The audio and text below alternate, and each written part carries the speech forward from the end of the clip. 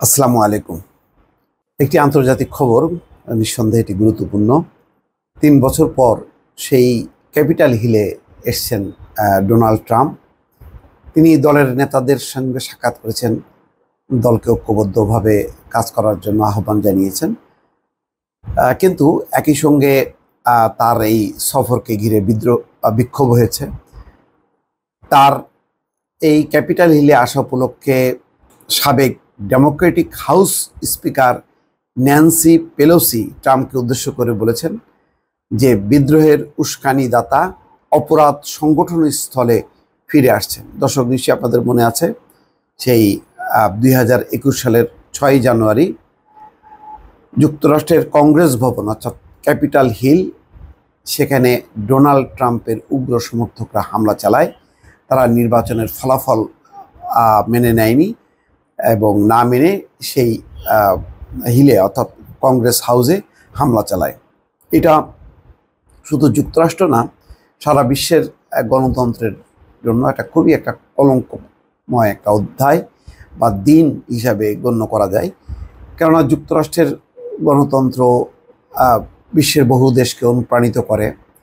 যুক্তরাষ্ট্রের যারা নীতি নির্ধারক বা শীর্ষ পদে আসেন রাজনীতিকরা, তারা বিশ্বকে গণতন্ত্রের সবক দেন, অথবা বিশ্বের বিভিন্ন দেশ যুক্তরাষ্ট্রের কাছ থেকে গণতন্ত্র শেখেন।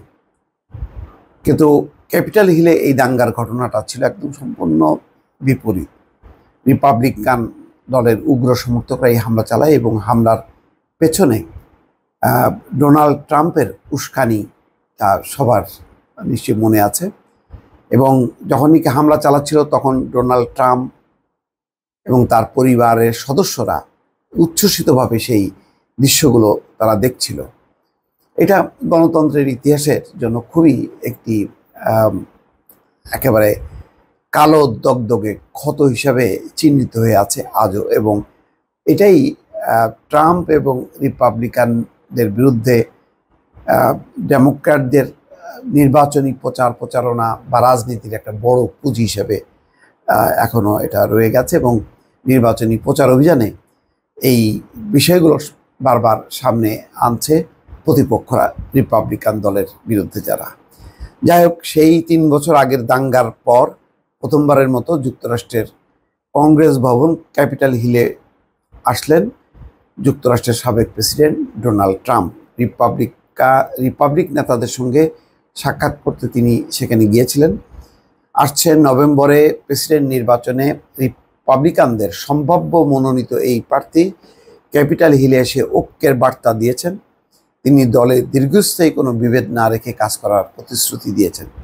ক্যাপিটাল হিলে রিপাবলিক নেতাদের সঙ্গে দেখা করার পরে যুক্তরাষ্ট্রের সাবেক এই প্রেসিডেন্ট একটি সংগঠনের 200 কর্পোরেট নেতার সঙ্গে সাক্ষাৎ করেন। এক বিবৃতিতে সাবেক Democratic house speaker Nancy Pelosi ট্রাম্পকে উদ্দেশ্য করে বলেন, বিদ্রোহের উস্কানিদাতা অপরাধ সংগঠন স্থলে ফিরে এসছেন। নিউ ইয়র্কের একটি আদালতে ব্যবসায়িক নথিপত্রে তথ্য গোপনের অভিযোগে করা মামলায় দোষী সাব্যস্ত হন যুক্তরাষ্ট্রের সাবেক এই প্রেসিডেন্ট ডোনাল্ড ট্রাম্প। এরপর তিনি এই সফরে আসলেন। যুক্তরাষ্ট্রের বৃহস্পতিবার সকালে ক্যাপিটাল হিল ভবনের কাছে রিপাবলিকান দলের কার্যালয়ে ট্রাম্প পৌঁছান। সেখানে বিক্ষোভকারীরা বিক্ষোভ করেন।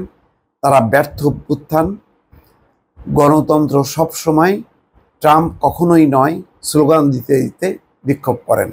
বৃহস্পতিবার বিকেলে এক সংবাদ সম্মেলনে ট্রাম্প বলেন, দলে বড় ধরনের ঐক্য রয়েছে।